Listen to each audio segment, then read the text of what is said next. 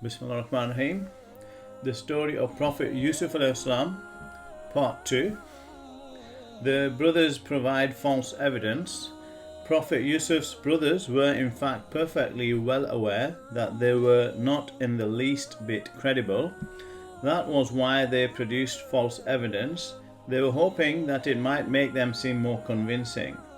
They covered Yusuf's shirt in blood and took it to their father, trying to give the impression that he was actually dead.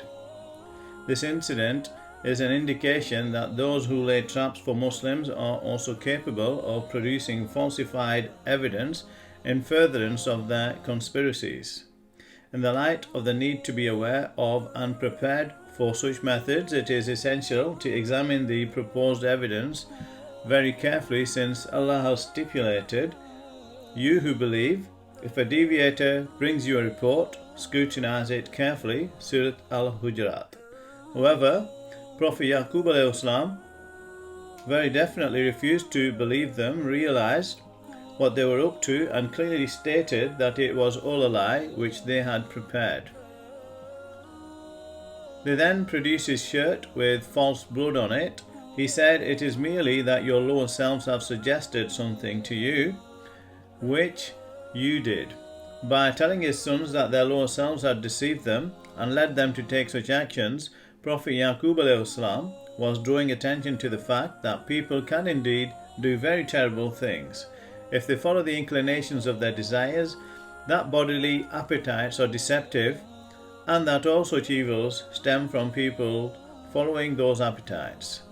This is another fact that believers need to consider very deeply. Earthly desires lead people to evil, and everyone needs to be cautious and on guard at all times, listening to the voice of his conscience and not that of his lower self. Furthermore, another piece of wisdom that appears in this verse is that mischief makers are motivated by their lower selves. One of the most striking points here is the modest behavior of Prophet Yusuf alayhi salam. That behavior is an important example of the way believers must place their faith solely in Allah and have fortitude, no matter what conditions they face. As we have seen, Prophet Yaqub alayhi salam was actually quite well aware that his sons had set a trap for Yusuf alayhi salam.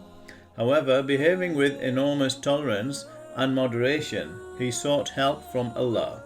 These words he spoke to his sons once again reveal what a God-fearing and patient individual he was. For me, beauty lies in showing steadfastness. It is Allah alone who is my help in face of the event that you describe. Surah Yusuf. Prophet Yusuf alayhi salam is thrown into the well. There is one most important matter that we must not forget as we read about the events in the life of Prophet Yusuf alayhi salam. As he underwent these events, he was always aware that Allah was by his side, and that he heard and saw his brothers, and they were setting the trap for him. Allah reassured Prophet Yusuf alayhi salam, but when in fact they did go out with him and gathered all together and agreed to put him at the bottom of the well, we then revealed to him that you will inform them of this deed they perpetrate at a time when they are totally unaware. Surah Yusuf. The above verse emphasizes two further points. The first is the way that his brothers collaborated as they threw Prophet Yusuf alayhi salam into the well. Perhaps they imagined they could assume joint responsibility for the act, but their thinking was very mistaken. Rather, their behavior merely proves that they shared a common lack of conscience, since not one of them stood out against the course of action they had taken. O truthful Yusuf, tell us of 7 fat cows which 7 thin ones ate, and 7 green ears of wheat, and some others which were dry, so that I can return to them and let them know. So Yusuf. Prophet Yusuf alayhi salam was thrown into a well by his brothers when he was very young. What is more, it was uncertain whether he could be rescued from the well or not. In spite of this, Prophet Yusuf alayhi salam shows an attitude of great patience and trust in Allah. One may conclude from this not only that troublemakers are capable of taking organized action against believers, but that they also constitute the perfect material for mass communal protests. Moreover, it can be seen in the above verse that Allah assisted Prophet Yusuf as by means of his revelation, giving him news of the future even at what appeared to be his darkest hour. This is in itself a miracle. Looking at this from the point of view of Prophet Yusuf, this was a great blessing. Receiving a revelation from Allah when he was about to be thrown into a well, and receiving Allah's reassurance was the greatest help and support that he could possibly have. In other words, right from the moment he was thrown into the well, Prophet Yusuf knew by Allah's revelation to him that all their snares would come to nothing. He was secured and at peace because of his trust in Allah's promise. However, it must not be forgotten that a sincere believer always places himself in Allah's hands, no matter what the difficulties and tribulations he faces. Even if he is given no revelation and accepts whatever happens, that is because Allah has informed the believers that He will always be by their side. Allah will not give the disbelievers any way against the believers. Surah An-Nisa. Nobody who sincerely believes in this promise of Allah can be concerned at the traps set by mischief makers and unbelievers. The superior nature of Prophet Yusuf stems from his moral values and submission to the will of Allah. Although he was still a young child, he was very mature. We need to consider that being thrown down a well would really have been like for such a small child. The verse speaks of him being thrown into the depths of the well, which means that he was somewhere dark. It was a place where the threat of death was close, and it was uncertain whether he would ever be found or not. Neither could he know what kind of people, if any, would find him, and whether they would be good or bad. Someone who lacks submission to the will of Allah may have great difficulties and be racked by doubts in such circumstances. Yet despite all this, Prophet Yusuf was patient and submissive to the will of Allah. This is a clear indication of his superior consciousness. It is also obvious from the fact that he was tested in this way at such an early age meant that he would grow up to be one of the chosen ones, since only those who are sincerely devoted to Allah and submit themselves to His will can pass such tests. On the face of it, the circumstances in which the Prophet Yusuf found himself seemed truly terrifying. He was being put through a difficult trial. However, in the light of the verse, for truly with hardship comes ease, Surah Al-Inshirah, Allah assisted him and made him a promise that comforted him and gave him peace and security. Prophet Yusuf's new life.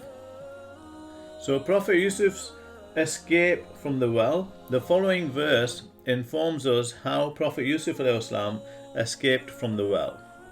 Some travellers came that way and then dispatched their water drawer, who let his bucket down. He said, "Good news for me, I've found a boy." They then hid him away from their goods. Allah knew very well what they were doing, Surah Yusuf. The moment Prophet Yusuf was thrown into the well and the moment he was rescued from it were both incidents set out in his destiny. Nothing happens outside one's predetermined destiny. For that reason, the caravan that would come past after Yusuf had been thrown into the well, so its destination and the kind of people in it had all been set out by the predetermination of Allah before the Prophet was even born. Believers who grasp this important truth are always submissive to the will of Allah because of it. As can be seen from this verse, the group that found Prophet Yusuf ﷺ in the well and rescued him thought they had be able to sell him and regarded him as a piece of merchandise. That was because of the system of slavery was then still prevalent in Egypt and the surrounding area. People actively engaged in the trade, buying and selling children in particular. That was why the people who found him had such cause to celebrate at the prospect of making commercial gain out of him. However, the continuation of the verse reveals that they underestimated his value and sold him on cheaply. They sold him for a pittance, a few small coins, considering him to be of little worth. Surah Yusuf. There is actually great wisdom in this state of affairs. If they had placed a high value on him, if they had realized that he was a chosen figure, a prophet, they would have wanted to harm him. Similarly, other believers who came to hear of it would also wish to do him wrong. The fact that they underestimated him and sold him into slavery in expectation of a material profit actually worked out in his favor. The wisdom behind this episode in the life of Prophet Yusuf ﷺ lies in the way it indicates the great benefit and protection for the believers that is hidden in the general tendency of unbelievers to underestimate them, regarding them as insignificant and inconsequential.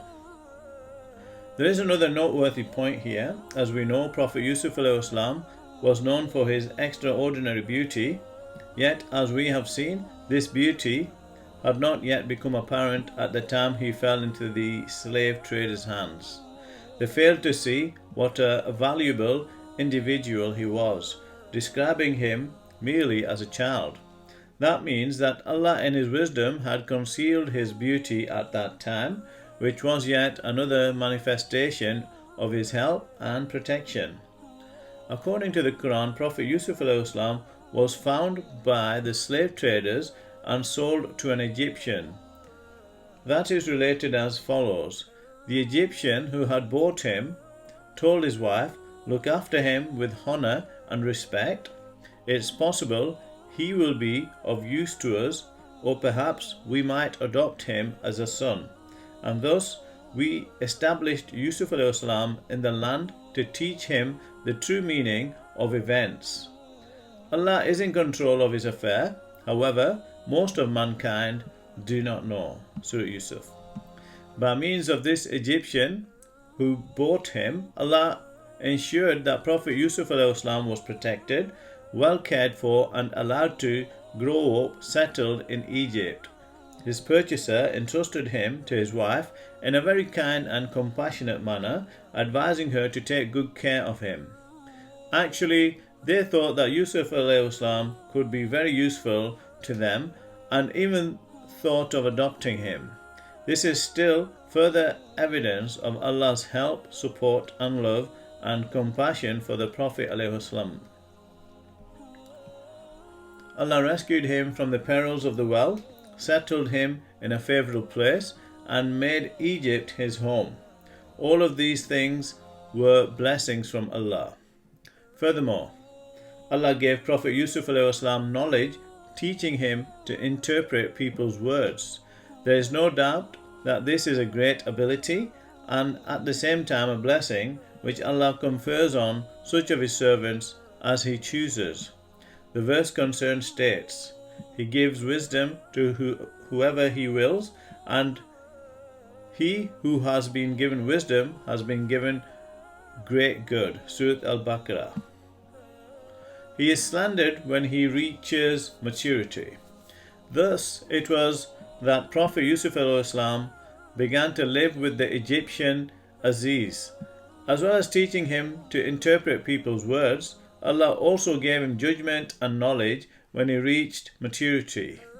The judgment referred to in the relevant verse is the ability to reach a just decision compatible with the strictures of Allah. Knowledge, on the other hand, may be the knowledge of learning or else perhaps the ability to perceive the inner aspects of things. Allah knows best, of course. These are all indications that Allah had singled him out for his upright behavior and blessed him. This truth is described in the Quran as follows.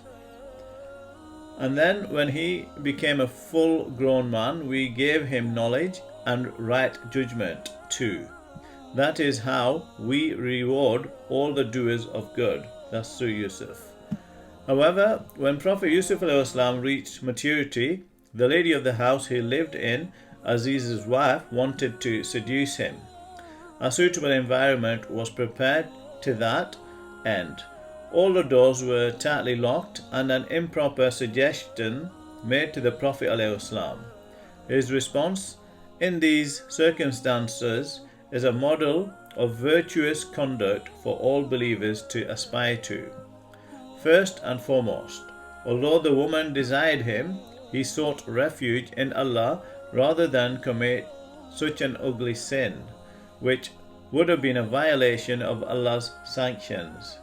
He then behaved in a loyal and civilized manner, reminded the woman of Aziz, and saying that he had looked after him and treated him well. In this way, he made it absolutely clear that he could commit no such act of disloyalty to Aziz.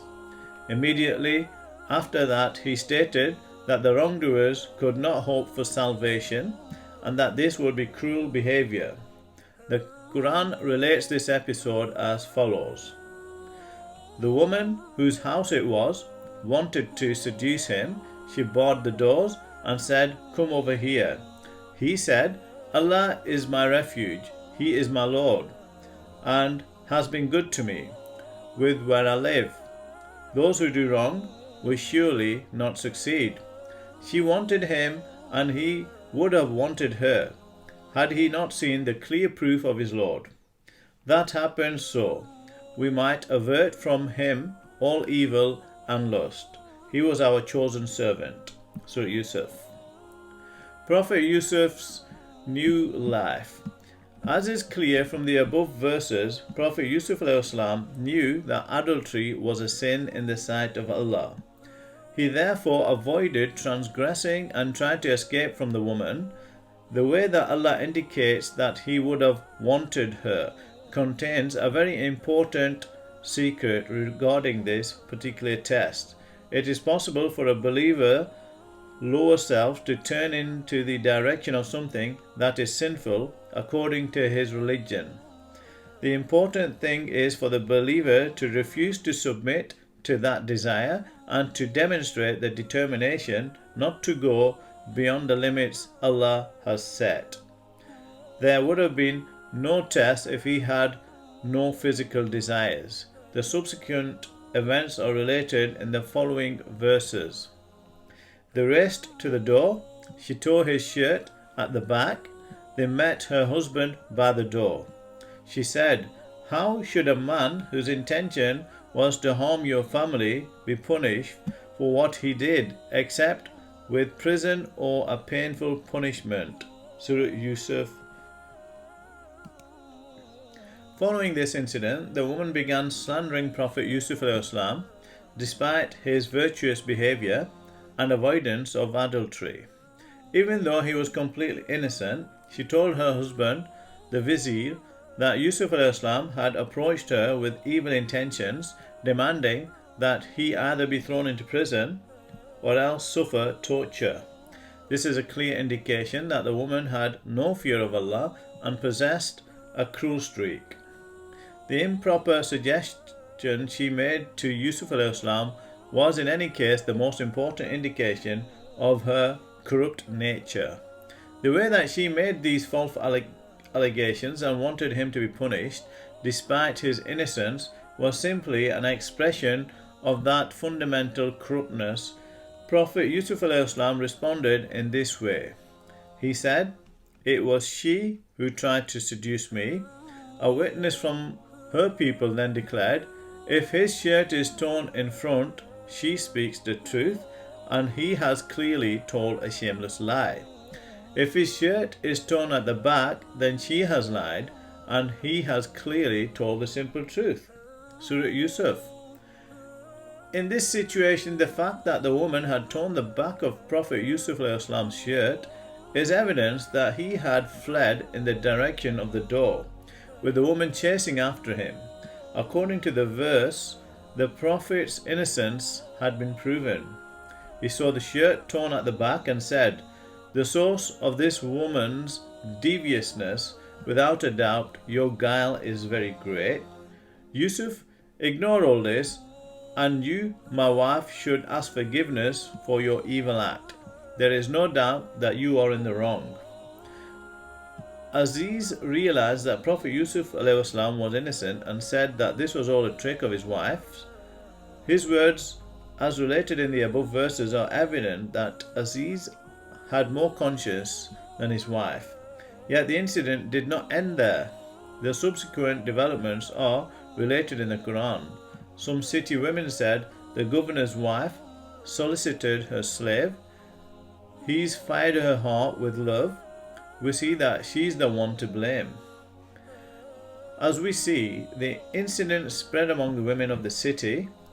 The way that attention is drawn to the women in the verse may be intended to show how ignorant people's lack of moral virtues goes hand in hand with either a gossiping or mischief-making nature. Allah knows best, of course. The women in the city then began to speak against the vizier's wife, condemning her actions. They realized that the guilty party was not Prophet Yusuf but Aziz's wife, who was made uneasy by the criticism of her. In fact, people who ignore the good pleasure of Allah and aim to please other people instead are the most fearful of being belittled in the public eye and spoiling their image. One of the things these people who have no fear of Allah are actually most afraid of is that the things they do in secret are discovered by others. That was the position Aziz's wife found herself in. When Aziz's wife realized that she had become the target of gossiping women, she prepared a trap for them. The aim here was to show them that she was not entirely to be blamed for succumbing to her immoral urges with respect to Prophet Yusuf because he was such an extraordinarily beautiful man. Indeed, the other women were amazed at Prophet Yusuf's beauty. When she heard of their malicious talk, she sent for them and made a sumptuous meal, and then she gave a knife to each of them. She said to Yusuf, "Go out to them." When they saw him, they were amazed by him and cut their hands. They said, "Allah preserve us, this is no man. What can this be but a noble angel here?" Surah Yusuf. As the above verse shows, the beauty of Prophet Yusuf reminded the women of Allah and had no choice but to call upon him spontaneously in the face of such loveliness. They regarded his beauty as something superhuman and even claimed that he was an angel. If we recall, Allah had hidden the Prophet Yusuf's striking beauty when he was a child, thus protecting him. As time passed, however, and Prophet Yusuf reached maturity, that beauty began to attract considerable attention. There is a very definitely great wisdom concealed within each one of these details. The continuation of the story reveals what took place next. She said, "You see, it's him you blamed me for. I tried seducing him, but he refused. If he does not do what I order him, he will be put in prison and brought low." Surah Yusuf. As we can see, the women openly confessed her guilt and admitted that Prophet Yusuf had wanted to protect his chastity, yet also repeated that same ugly proposition in front of a large group of people, commanding Prophet Yusuf to go along with her, and threatened him with prison and public humiliation if he refused to comply. It can be seen from this just how cruel and bereft of moral integrity this woman was. This, of course, a most astonishing situation. Maybe it was the woman's confidence in her position in Egypt, in her wealth, and the fact that Prophet Yusuf ﷺ was her slave, that impelled her to commit this sin. This was a most depraved suggestion, and Aziz's wife had no compunction about repeating it in front of everyone present. This is proof both of her own lack of religious values and of the other women's looseness in religious matters, in the same way that no devout woman could ever embark on such a transgression, so no devout woman could ever stand by and watch while something of that sort happened. Moreover, the women described in the story remained silent in the face of the threats uttered by the vizier's wife and turned a blind eye to her ugly actions. The Quran also relates how Aziz raised no objection to Prophet Yusuf ﷺ being thrown into the dungeon, even though he had seen all the evidence. In the same way, his wife turned a blind eye to Yusuf ﷺ's years of imprisonment. As can be seen from this example, non-believers always support people of a similar frame of mind and are able to sit back and watch and remain silent while evil plans are hatched and set in motion. We see how the city women in the story preferred to remain silent, thus making them accomplices in the plot.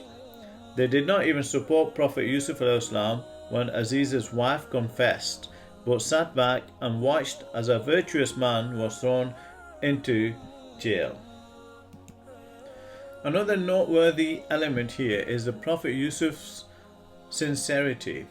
He immediately sought refuge in Allah and sincerely opened his heart to Him and begged for help. Great sincerity and purity of heart are exemplified by his behavior. He said, "My Lord, the prison is preferable to me than what they call on me to do. Unless you turn their guile away from me, it may well be that I will fall for them and so become a man of ignorance." His Lord replied to him and turned away from him their female guile and deviousness. He is the one who hears, the one who knows. Surah Yusuf. The most striking aspect of this part of the story is the women's resort to setting traps. One of the lessons to be drawn from this episode is that believers need to be on their guard against ignorant women in such matters, since they are unmindful of what is lawful and unlawful and are unaware of the bounds of Allah set for various reasons. They are liable to transgress in order to satisfy their pride, sometimes from submission to their physical desires and sometimes from an intention to place believers in a difficult position. Such women can sometimes lay snares for male believers, but we must make it clear, however, that we are not referring to all women here, only ignorant ones with no fear of Allah. The innocent Yusuf ﷺ is thrown into a dungeon. As we have already seen, the wife of Aziz admitted in front of the women of the city that it was she who had designs on Prophet Yusuf ﷺ and that he had rejected her. Aziz was of the same opinion, reminding his wife that she was a sinner who needed to beg Allah for forgiveness. In other words, everyone who witnessed or heard about these events knew that Prophet Yusuf ﷺ was innocent and a victim of the woman's scheming ways. Despite that, however, they came to a decision to devoid all conscience and threw Prophet Yusuf ﷺ into a dungeon. Then, after they had seen the signs, they thought that they still should imprison him for a time. Surah Yusuf. The most important point here is that they were able to throw a completely innocent person into prison. What emerges from this is that the system that prevailed in that society at that time was not one of justice, but one in which might was regarded as right, Moreover, the fact that they were able to imprison someone who was entirely guiltless and whom the evidence showed to be completely innocent demonstrates that there was a legal system that they were able to manipulate at will in their own interests. This is part of the immutable pattern of Allah. Unbelievers, especially those who reject His messengers, always seek to imprison and place obstacles in the way of believers. The same thing happened in the time of our Prophet Muhammad sallallahu alaihi wasallam. Allah describes this in truth in these terms. When those who disbelieve were plotting against you to imprison you, or kill you, or expel you, they were plotting, and Allah was plotting, but Allah is the best of plotters. Surah Al-Anfal. As can be seen, the situation that Muslims and the messengers of Allah have faced in every age was also inflicted on Prophet Yusuf a.s. Had Prophet Yusuf a.s. not been a Muslim, and had he bowed his head to their superstitious and morally degenerate system, then they would not have been so hostile towards him, and would even have turned a blind eye had he committed a crime. However, the main reason for their enmity towards him was the fact that he was an immaculate Muslim who valued above all else the good pleasure of Allah, and firm adherence to His commandments and prohibitions. As we are told in several Quranic verses, people far removed from the religion have always harboured a similar hostility towards believers. In the same way that the throwing of the innocent Prophet Yusuf a.s. into the dungeon shows what an unjust legal system prevailed in Egypt. It also indicates the moral degeneration that was present in society as a whole at the time. All plotting belongs to Allah. Superficially, the events we have so far described might be regarded as disasters experienced by Prophet Yusuf a.s. A look at the heart of the matter, however, shows that it was Allah who brought all of this about and ordered events. As we stated earlier, these incidents were all part of Prophet Yusuf a.s. predetermined destiny and were all highly auspicious for him. Indeed, someone who undergoes such a test as being innocently imprisoned and yet remains patient and submissive to the will of Allah under such conditions is someone who possesses true God consciousness. It is clear that such a person will gain the love and good pleasure of Allah. From that point of view, Prophet Yusuf's imprisonment was very far from being an evil thing or a tragedy. It was, on the contrary, a most positive occurrence. Furthermore, this story draws attention to the way that unbelievers or mischief makers come together to set traps for believers. These people, however, as we have already made clear, can never actually harm true believers. There is a trap set within the all-encompassing scheme of Allah which surrounds the traps they set for others. As they lay their snares, Allah hears and knows everything they say, their decisions and innermost feelings down to the finest detail. In fact, the fact that they will set snares for believers was already enshrined in their destinies long before they were even born. Allah had also determined in their destinies those events that would bring their traps to nothing. For that reason, every trap set for believers comes into being as a failure. Allah reveals this secret in the Quran. Those before them plotted, but all plotting belongs to Allah. He knows what each of self earns, and the disbeliever will soon know who has the ultimate abode. Surah Al-Ra'd. They concocted their plots, but their plots were with Allah.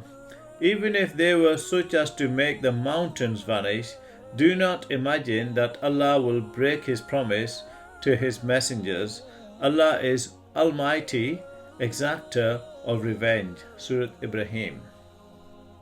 Thus, it is that believers are submissive to the will of Allah when they encounter such situations and realize that the traps laid for them have already been neutralized. No matter how powerful the snare set for them, they always respond calmly and moderately. This stems from their trust in Allah and their belief in His books and His messengers. Therefore, it is a secret peculiar to the believers, since it is impossible for people who do not believe and who live their lives far removed from religion to enjoy such inner calm.